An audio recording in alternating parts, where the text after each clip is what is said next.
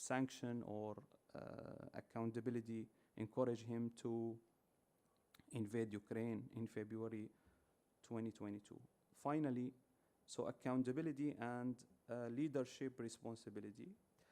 So under the international law, status, the state are responsible for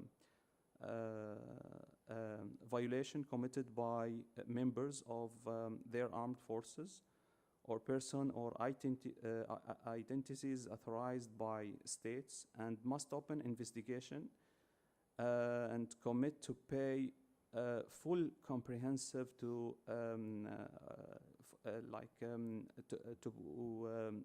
make redresses for the survival, the victims' families. I'm jumping quickly. Zero investigation been opened in Syria by Syrian regime or Russia forces. Total neglected in committing any of those crimes. We cannot, because of the nature of Syrian regime and the Russian forces, they are central regime. None of those attacks can be implemented without an order coming from the top leader. It's very centralized regime, and so that means Bashar al-Assad, Putin are deeply involved in those crimes. So over the years, the Syrian regime and the Russian forces not launched a single investigator, even held any single individual, no matter how lowly his rank, accountable for any of those violations.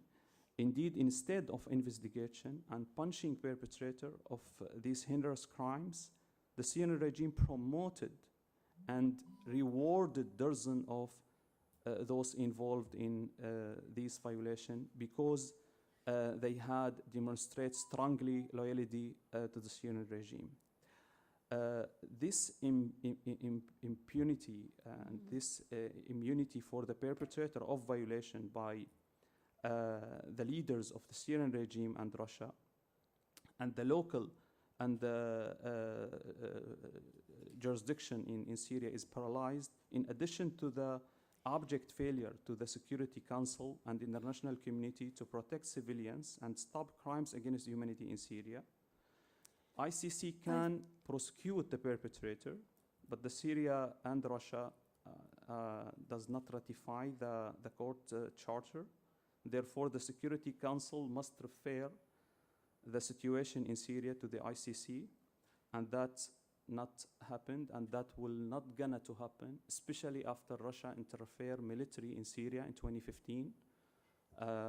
So now what we have in our mind, 2 minutes. Briefly, please. Yeah, I'm jumping very quickly. So we have 2 things in our mind: sanction tools, which is effective deterrent, but it will not work alone. The second one is the universal jurisdiction, and there is, which is also an essential step toward accountability, but it's not enough. We reviewed all the verdicts based on universal jurisdiction, and there is only 36 court rulings. The vast majorities of those are cases related to terrorism.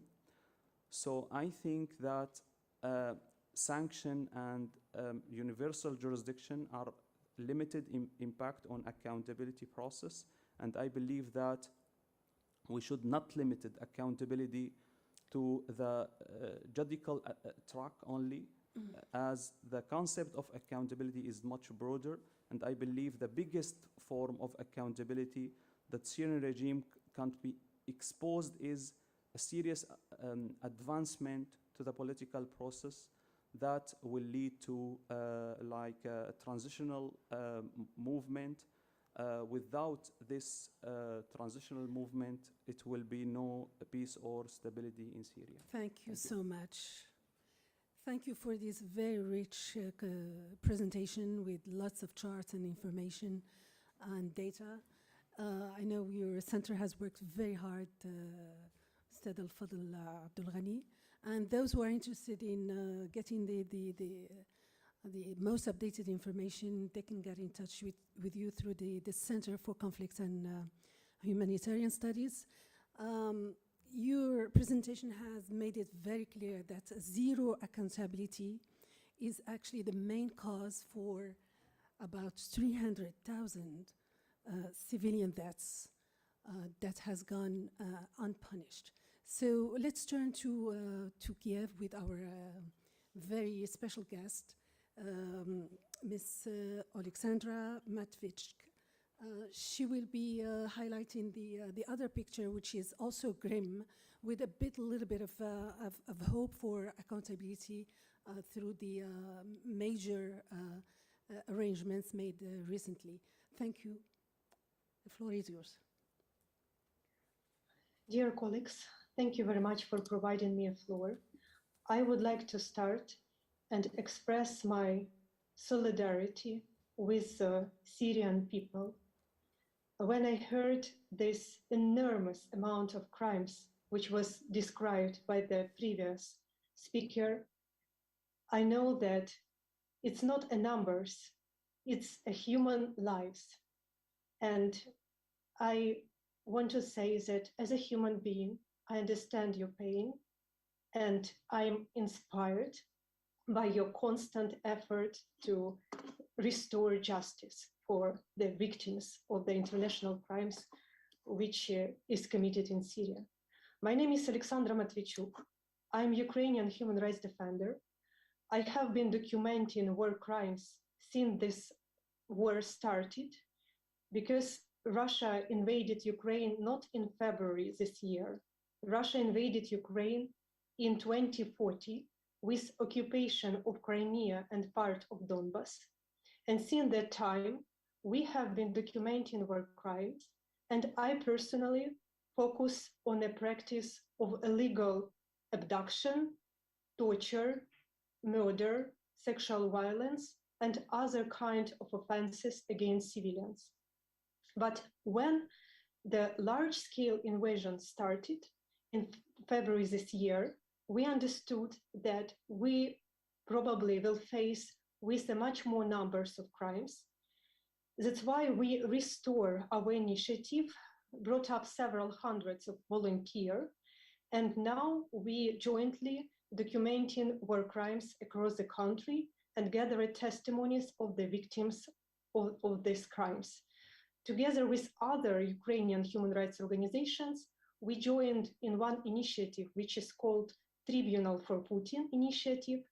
And in our database for current moment, we have more than 8,900 cases. So my previous colleague told about the main principle of international humanitarian law, which obliged each party of the law to fulfill the norm and to even during the law. But I would like to present three main trends which we observe in Ukraine, and to understand that this is prohibited. There is no necessity to know international humanitarian law, because it's very obvious even for ordinary people without such kind of knowledge. So the first trend which we observe, that Russia is simply using war crimes as a method of warfare.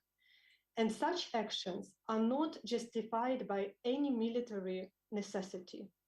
Russia simultaneously, systematically provided deliberate attacks on different civilian objects like hospitals, kindergarten, schools, residential buildings, and critical civilian infrastructure, using of human shields, attacks on specially protected objects like nuclear power plants, We also documented rape and other gender-based violence, deliberate killings, torture and ill treatment, enforced disappearances, and other civilian offenses against civilians. Second, Russia deliberately isolated and blockade cities, which is a result in enormous suffering of civilians. The bright example is Mariupol, but this story is repeated with dozens of other cities in Ukraine. Russian troops terrorize population of the city with hunger, don't let humanitarian assistance to reach the cities, and shelling on people who try to evacuate. Russia destroyed a critical civilian infrastructure and forced people to live in basement for weeks without water, food, electricity, medical cares. Russia don't provide permission for International Committee of Red Cross to open humanitarian corridors. Instead of it, Russia illegally moves hundreds of thousands of civilians to its territory. And now is the question how these people without money and documents can legally cross the border. And third, Russia started political persecutions in the new occupied territories after 24 February this year. And every day we received a lot of information from people who remains with the occupiers on the territories about physical violence, enforced disappearances, arbitrary detentions, and other forms of persecutions.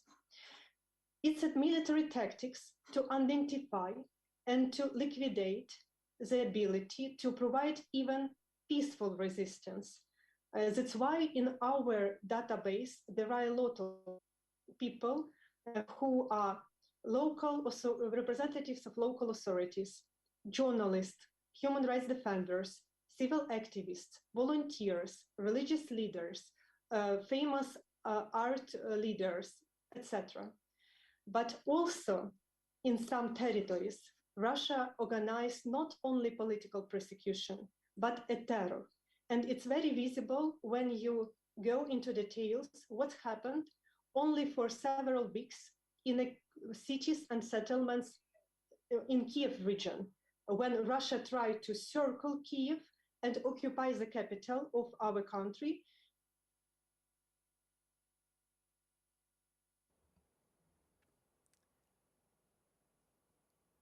I hope we can get her back. This is what happened with the... Connection was lost. Do you hear me?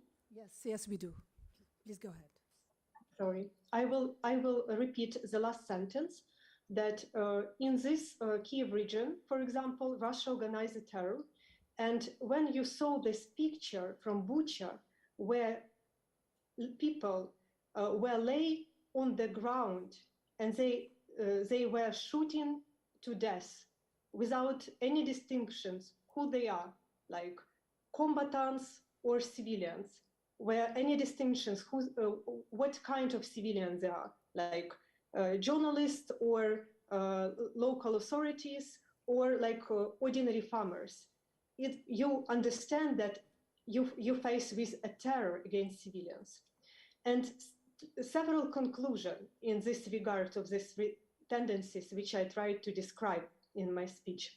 The first conclusion is that Russia uses war crimes as a method of warfare because Russia tried to occupy the country and break the people resistance by mean what I call the immense pain of civilian population.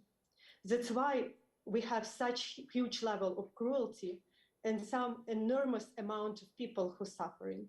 Second, we appeared in a situation when we as a human rights lawyers couldn't rely upon on any legal instrument.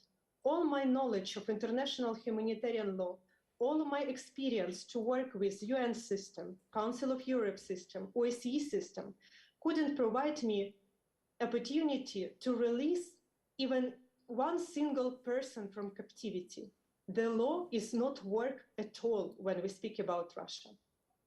And third, for decades, Russian troops enjoyed impunity and committed war crimes in Chechnya, in Moldova, in Georgia, in Ukraine, in Syria, in Mali, in Libya, and other countries of the world. And this large-scale invasion was a result of total impunity for Russia for the past decades and total inactivity of international community to hold these criminals accountable.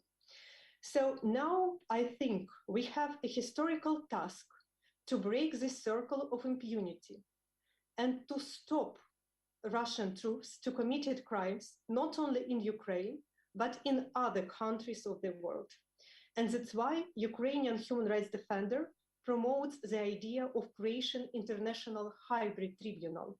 Unfortunately, even in case of Ukraine, we couldn't rely upon only to International Criminal Court, who started their investigation because they will selected only several cases.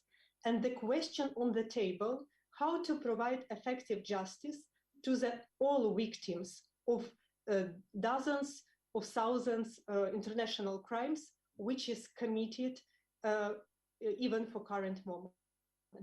So I think that we have to unite our efforts and to stop this impunity and to save lives of another people and to restore justice for victims who have already suffered. Thank you. Thank you so much for your brief presentation, but quite powerful.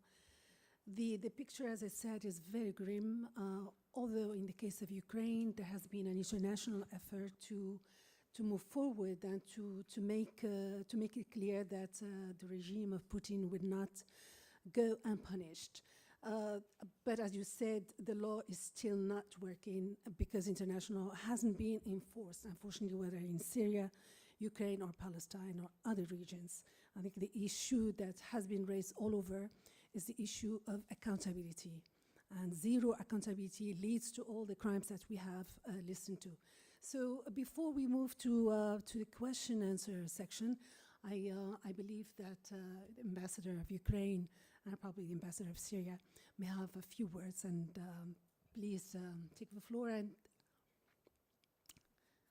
okay, and if you could just focus on what has not been said, so we can keep it short, please. Thank you.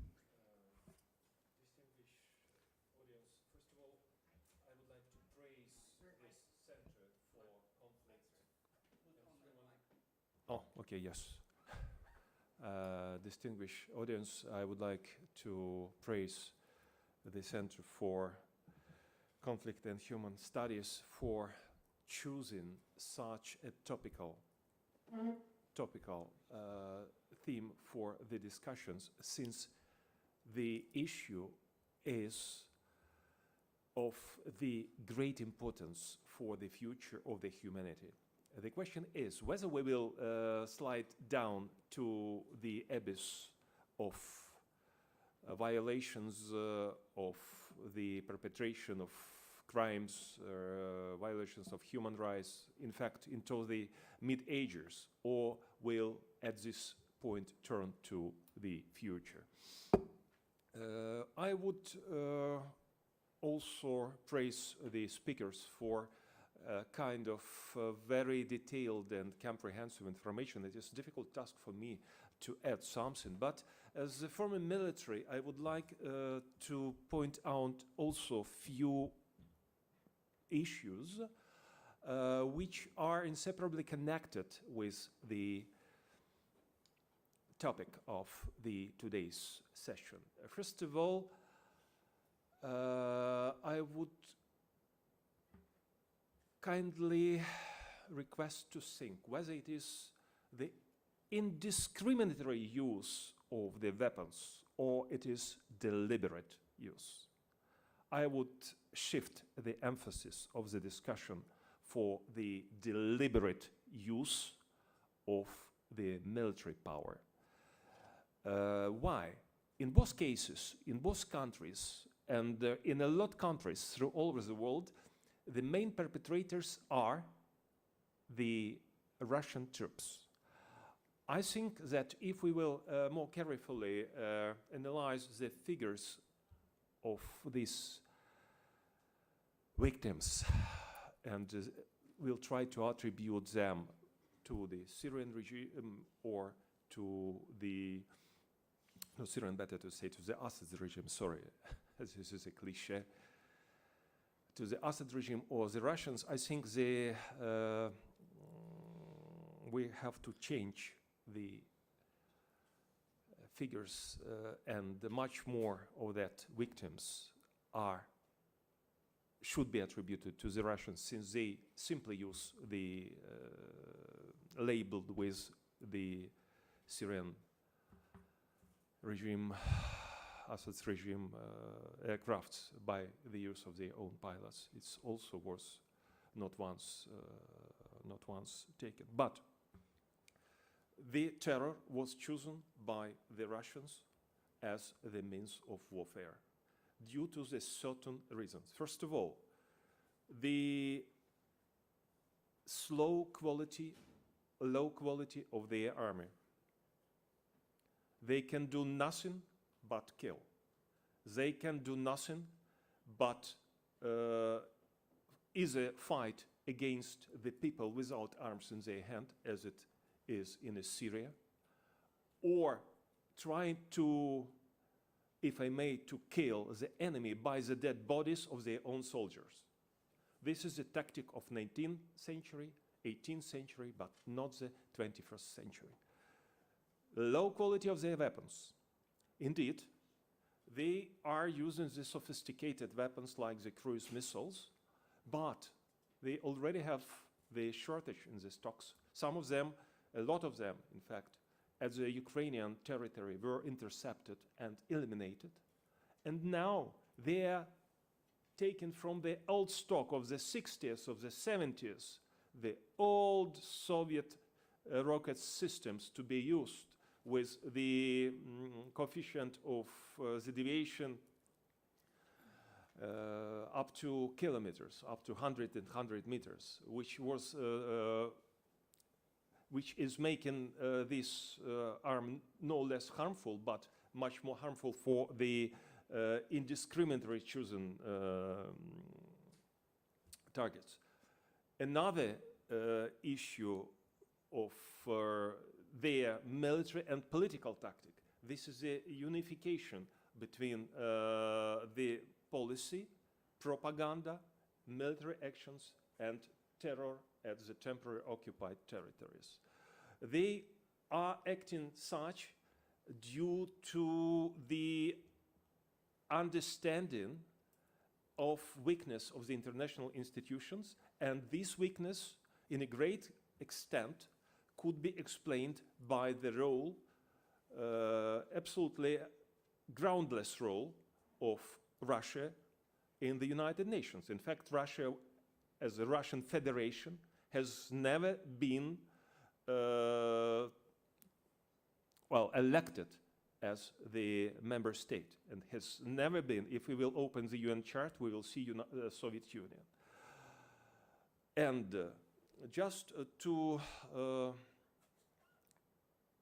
see this monstrous-like tactic, we can analyze similarity of Aleppo, of Mariupol, of Ukrainian cities.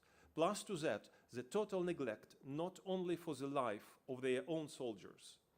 This is the military stupidity, try to storm the 5 million inhabited city just in the road columns by tanks together, but they are not thinking at all about the humans. That is why the only way is the military defeat of Russia. We, just 1 minute. Yes. It is difficult to expect that in weeks, in months, we will see the political defeat at the grounds of the international organization. That is why we have the choice. The proper armed army, motivated army, the regime will fail. Plus to that, sanctions comprehensive sanctions. And by doing this for Ukraine, we will also doing this for Syria. Thank you so much. Thank you for a few words. And I call the floor the Syria ambassador, Mr. Bilal. السلام عليكم ورحمة الله. أنا راح أتكلم بالعربية طبعا. I'll speak in Arabic. From the outset, I would like to thank the Center for Conflict and Humanitarian Work Studies to focus on what's been happening in Syria for the last 11 years or so, and what has been happening in the Ukraine in the last 3 months. The common thing about the two cases is the same perpetrator of these crimes and the lack of accountability. I thank both speakers, Mr. Fadel and Ms. Oleksandra. We can move a little bit beyond the academic direction, and like what our colleague Oleksandra said, these are not just numbers. These are martyrs. They are victims. Some lost their entire families, and there are some who lost all their children and they are left alone now. And there are those whose entire town or village was destroyed because of the indiscriminate, some say, but we say deliberate attack. I remember the same happening in Daraa in 2018 when this Assad regime invaded the city of Daraa. After 15 days, their army could not advance 1 centimeter. Then the Russian Air Force got involved very violently and using scorched earth policy, the same policy they used in Chechnya and elsewhere before, which resulted, of course, to the people who the young men who had to raise their arms to defend their town. They could not face such an onslaught by the Russian airplanes with only a Kalashnikov rifle. And in my personal experience, I was in Daraa in March 2011 when the peaceful demonstrations started. On the first day, the regime forces responded with live bullets. The aim was to break the will of people, the same people who suffered under a regime, a dictatorial regime for 50 years. If they go out to demonstrate against it, they wanted to break their will. The Syrian regime used chemical weapons. Everybody knows it kills everything. It kills trees, animals, human beings. These chemical weapons were used on more than one occasion, yet the international community and international organizations have not held anybody accountable. No mechanisms for that are available, despite the red lines, supposedly. In the Ghouta, more than 1,500 men, women, and children. There were families who went to bed and they never woke up. In Douma, in Khan Sheikhoun, this is all documented, but until now there has been no move on behalf of the international community. In fact, it's very embarrassing, to say the least, when we say that the international community failed totally in holding the perpetrators accountable. And until today, the crimes are not just acts of murder. Now, the people in detention and those who hundreds of thousands of them, we don't know whether they're dead or alive. Recently, there was video images. Some were killed, murdered in 2013, but their families only found out now that they were actually killed. They were forcefully made to disappear and nobody knew their fate. The other crime is forcefully expelling and turning people into internal refugees or displaced. This is another crime against humanity, the aim behind which was ethnic cleansing, and entire villages were forced to leave their locations. Finally, I want to say that the Syrian people died through different means, with chemical weapons, direct killing, aerial bombardment, slaughtered by knives, and videos can testify to that. They died through drowning when they were trying to flee across the sea, died because of severe winter conditions when they tried to escape through Lebanon, Turkey, and other countries.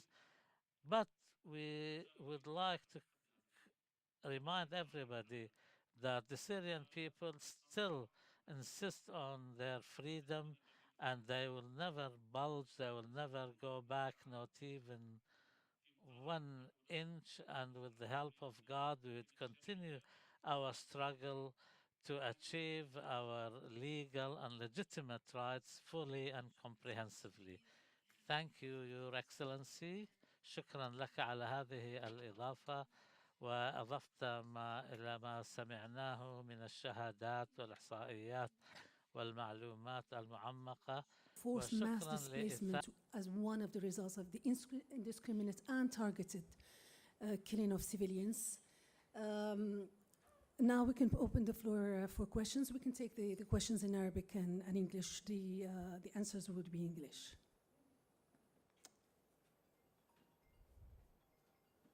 Okay, who will open? Okay, ladies. Hello, my name is Abida. I work at the Center for Conflict and Humanitarian Studies. Thank you so much to the speakers for your really insightful remarks and for the ambassadors for their speeches. Someone earlier on the panel mentioned the use of sanctions as a way to hold Russia and its allies responsible. I wanted to ask on their insights on the effectiveness, the true effectiveness of sanctions, especially considering the fact that especially recently, we see a lot of news and reports about how sanctions actually disproportionately affect the civilians who aren't really, part of the ones who are, inflicting the harm and the crimes, and they don't end up affecting the elites and people connected to the governments more often. So I wanted to hear your insights on that. Thank you so much. Thank you, Abida. Next.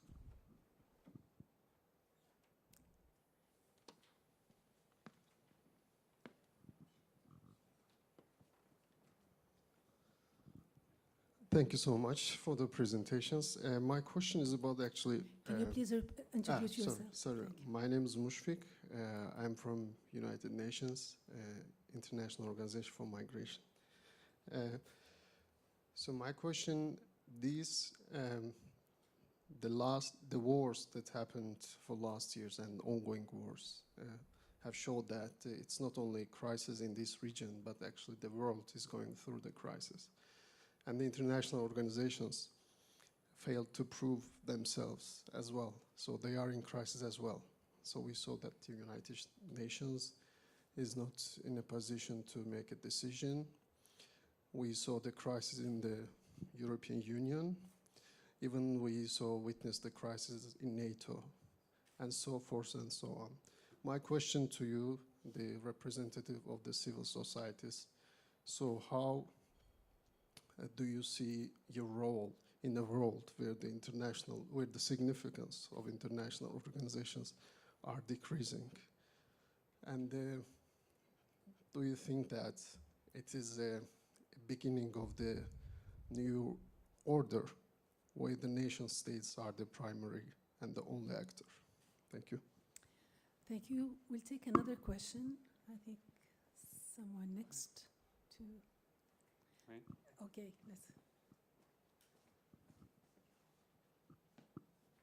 we'll take a third question.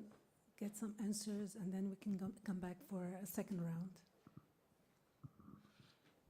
Thank you, and I'm happy to host this event in the Center for Conflict and Humanitarian Studies to highlight on the war crimes committed in both countries. And I have a question to the four speakers about, what similarity do they see with the case of the State of Israel, 75 years of war crimes committed against the Palestinian people, speaking about ethnic cleansing, displacement, continuous attack on civilians, non-stop war crimes, and why they are embezzled, or why they are disappointed with the response of the international community if they have seen what is going on in Palestine for the last, how many years now? 75 years. At least. Thank you. Thank you, Dr. Ghassan Kahlout, the director of the Center for Conflict and Humanitarian Studies. I think let's go to Kiev. And yes, Ms. Oleksandra, if you can respond to a few of the questions. I will. First of all, thank you for your questions. They needed very detailed answers, but I will try to be brief. The first question about sanctions.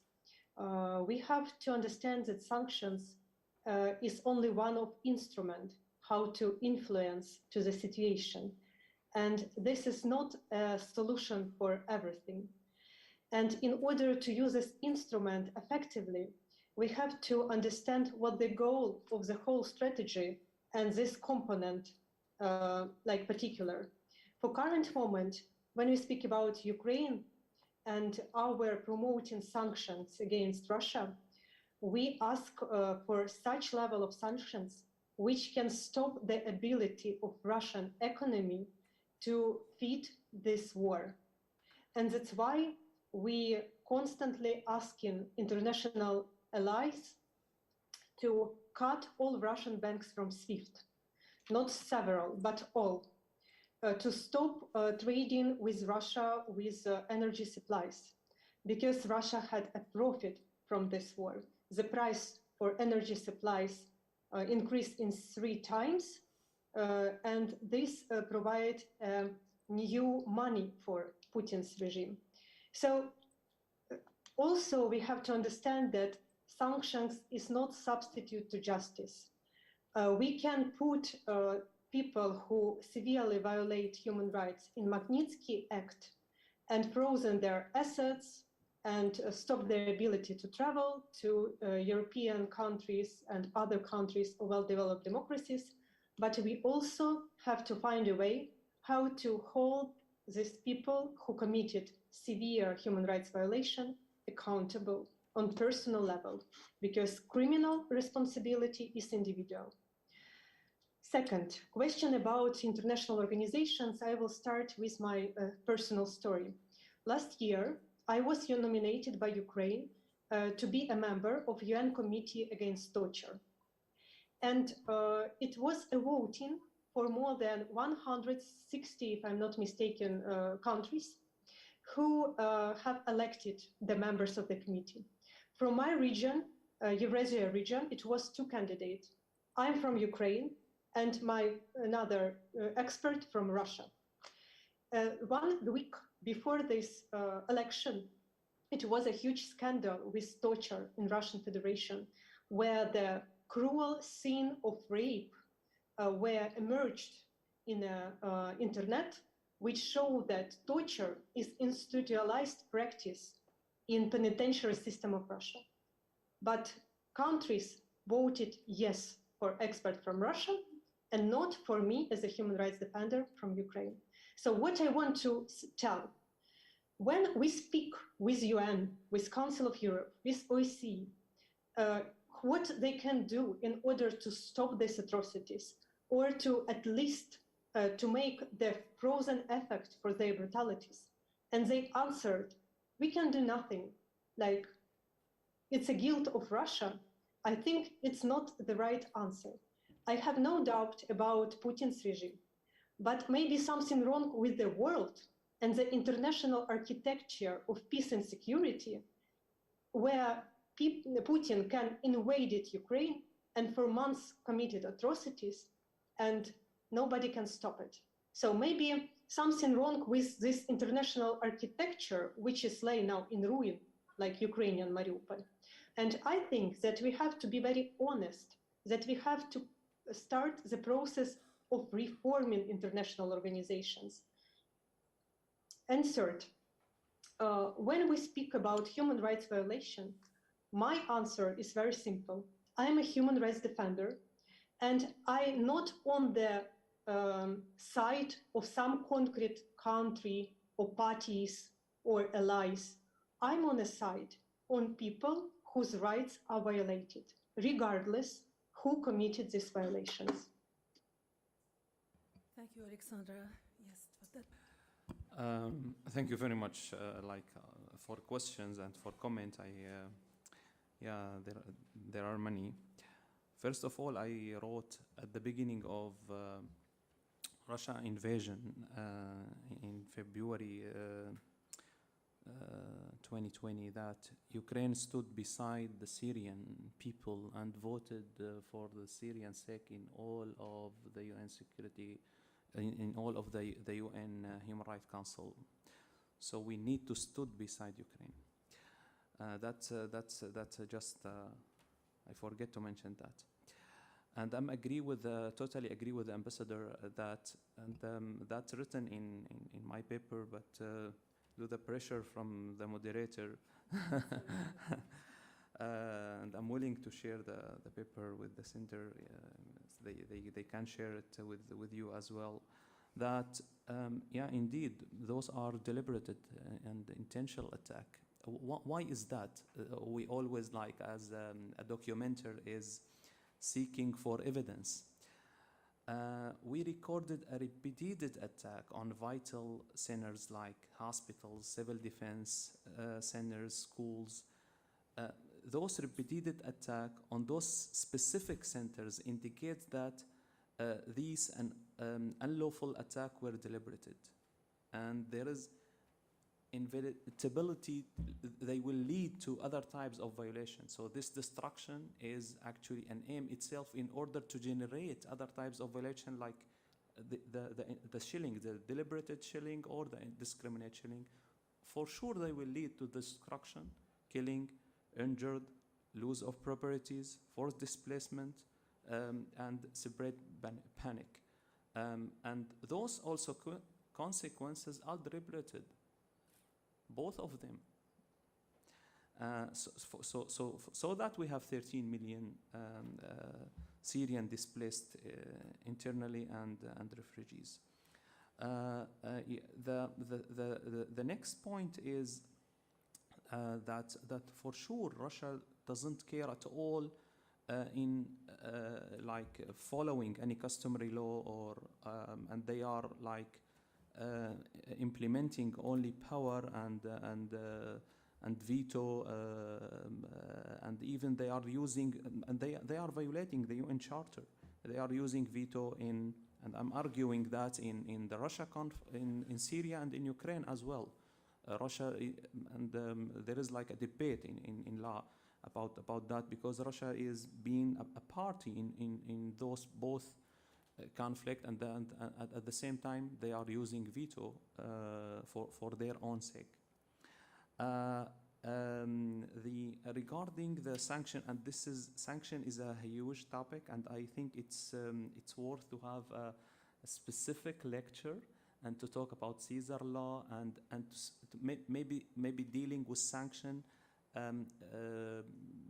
not in general as a general topic, but in a specific case, a specific conflict. So in Syria, and I wrote an essay about sanction, but very briefly due to the time, what is the effectiveness of the sanction against the civilians in between other factors? Sanction actually became 6 or 7 on the list. What is the first or second?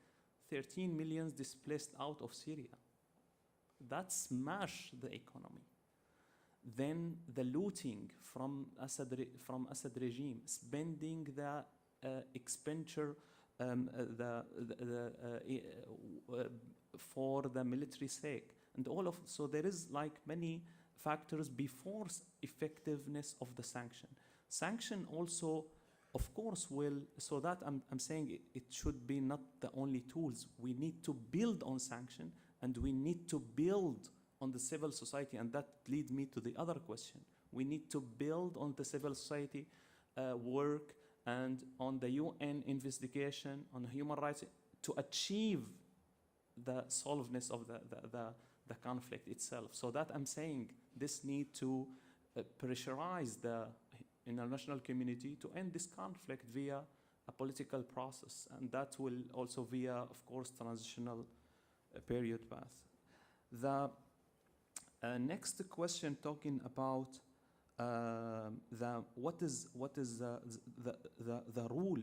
I think the only rule of the civil society and our partner like international and the UN as well. We are working with Commission of Inquiry since 11 years and other human rights organizations like Human Rights Watch and Amnesty International, is to keep documenting, to keep demanding, and to keep naming and shaming the perpetrator. And this is also part of accountability. Of course, we need always to seek for the highest level to prosecute the perpetrator, and also to seek for justice. That's always in our recommendation. But if there is a failure, and that lead me also to Dr. Ghassan question, and we are totally frustrated actually from the international community. But before that, otherwise actually no need to be here, no need to keep reporting. But I think that's the victim's right. If we didn't do that, the perpetrator will issue the report, will issue a news, and also faking the history. So they are not actually killing us and displaced us, but on contrary, they want to demolish the history for their own sake. Dr. Ghassan, you are of course, there is a similarity, especially for seizing properties and land, displaced the people, and all of those crimes, war crimes, and also crimes against humanity. It's a wide spread crimes targeting civilians. But yeah, I think that doesn't prevent us to feel frustrated from again and again, because there is a development in the law, establishment of the ICC Convention against to prevent the use of chemical weapons, the only use after the convention, by the way, committed by the Syrian regime. So that doesn't prevent us to, first of all, holding them their responsibility. Geneva Convention, as you know, Doctor, the Article 1 is holding the state responsibility to fight war crimes and crimes against humanity. This is not only Syrian responsibility or Palestinian responsibility or Ukraine responsibility. All the states should come together, and that's they are ratifying. So we are holding them their responsibility. And when the Security Council failed, it should be movement out of the Security Council, because we are here facing between two contradictions: crimes against humanity being committed and then paralyzed from the UN Security Council, and that also other debate based on the law. And I don't want to keep talking. Thank you very much. Thank you so much. Is there any more questions? We can take a few. Yes, sir.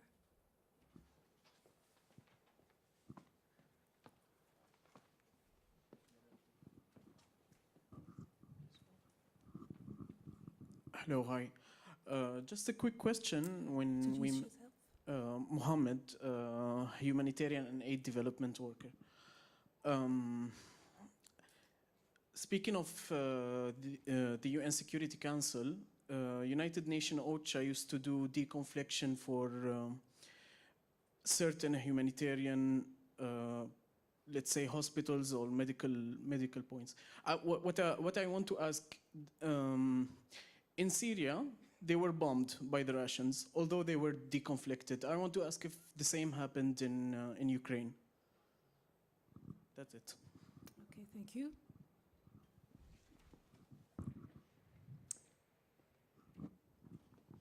Okay, do you want to take, is there any other? Yes, please. Yeah, hi there. Daniel Fani, I'm here on a personal basis, not representing anybody. Just one question to the panelists.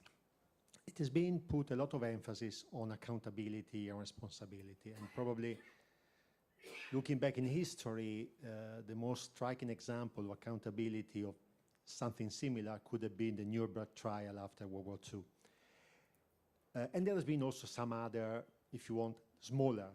It's not a nice adjective in these cases, but let's say there are smaller cases, let's say, worldwide. But my impression is that all these accountability, these trials, have always been done or been completed only after the people that has been put to trial were either defeated militarily or deposed politically. Is there any hope, and this is a question for the panelists, that accountability can be decoupled by defeat, politically or military?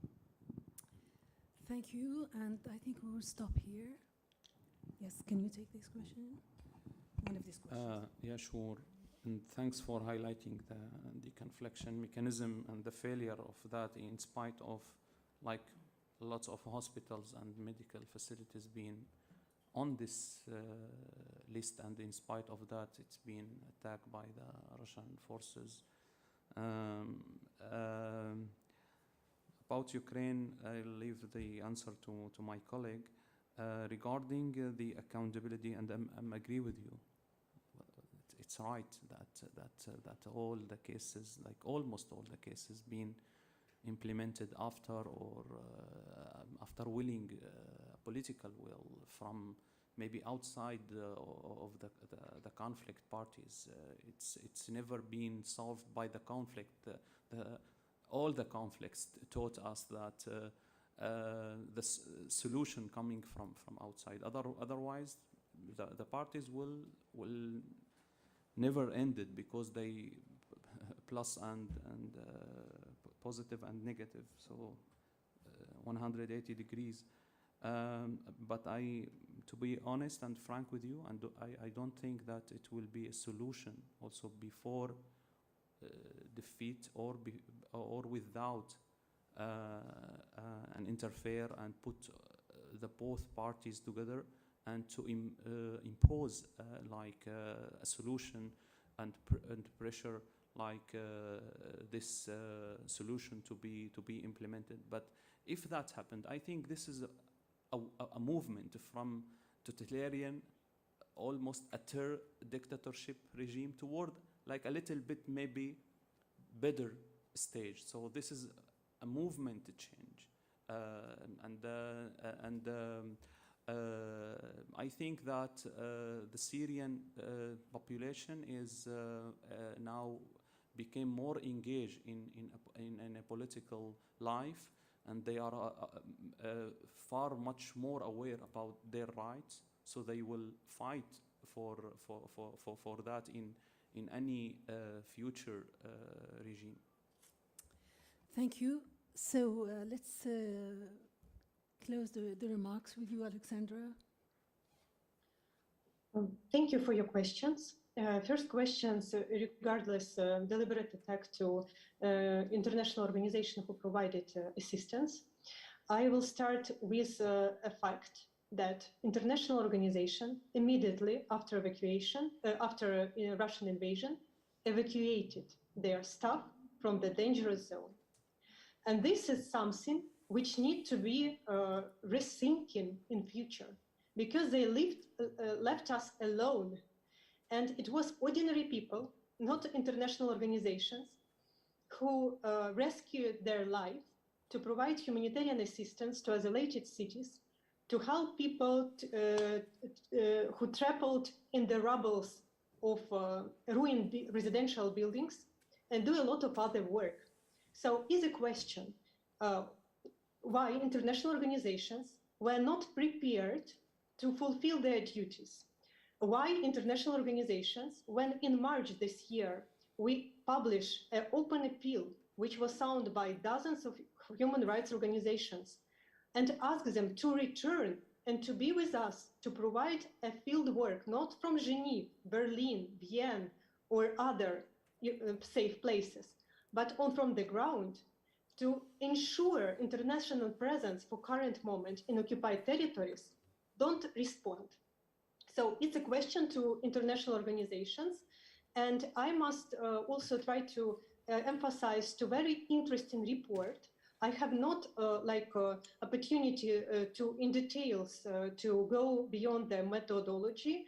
It's a report of humanitarian outcomes, and they show how much assistance to people during this war, I mean after February this year, was provided by Ukrainian civil society and volunteers initiative, and how much assistance were provided by international organizations.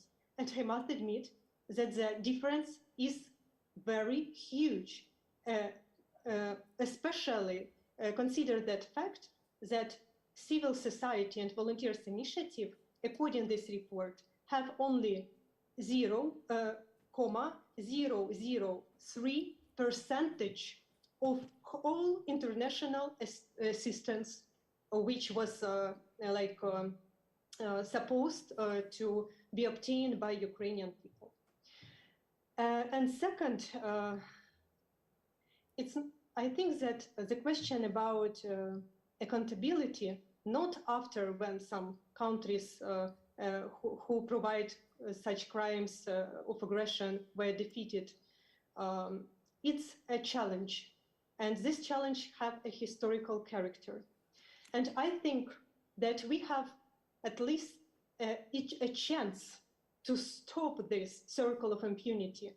And we have to use this chance, because this war have a very distinct value dimension. Putin tried to convince not only Ukrainian people, but to the whole world that the values of rule of law, of freedom, of democracy, of human rights, it's artificial values, that you couldn't rely upon on rule of law and justice when you are in war, that you can only rely upon on force. And if we will not be able to succeed in justice, it will encourage another authoritarian leaders to do the same. Thank you so much for your additional remarks, and thank you for having joined us and contributing your time and experience on the ground to this topic. If I may add, just adding to what you said, sir, about the victor's justice, the whole international architecture in the aftermath of the Second World War was actually to go beyond the victor's justice, because that kind of justice was selective in its way, because it actually tried the defeated, but it did not try the allied crimes, which were numerous. So the international justice architecture that was built through the International Criminal Court, and before that, the International Court of Justice, the special tribunals, all this system was put there to go beyond the law of force and to give a chance to everyone, to the universal justice, which we have seen today on the topic of today. We heard that everyone is agreeing here that is not working. The international system is broken. And it's broken because the people or the leaders, those who are supposed to lead by example, they're leading by bad example. And let's not be afraid, let's name them. Today we spoke about the crimes committed by Russia or in alliance with Russia. Russia is a member of the Security Council, and so is other members who are also taking advantage of the veto power. So the discussions we are having here, they've been reverberated everywhere. The main issue is accountability. And to go back to what you said, Mr. Kahlout, if you go back to the most recent report of Mr. Michael Link, the UN Human Rights Council rapporteur on Palestine, he summed up the awful conclusion. He said clearly that the crimes committed by Israel, including by the Security Council, UN Security Council, which could not and was not willing and able to enforce its own resolutions, this lack of accountability, 74 years of lack of accountability, have led actually to a regime of apartheid. This is, it sums up the whole issue. So let's hope that this time around, with the case of Ukraine, and with the willingness of the Syrian people, and all of those who are supporting them around the world, let's hope that we will be able to push for justice for all. Thank you so much for your presence, for your contribution, and all the best. Thank you.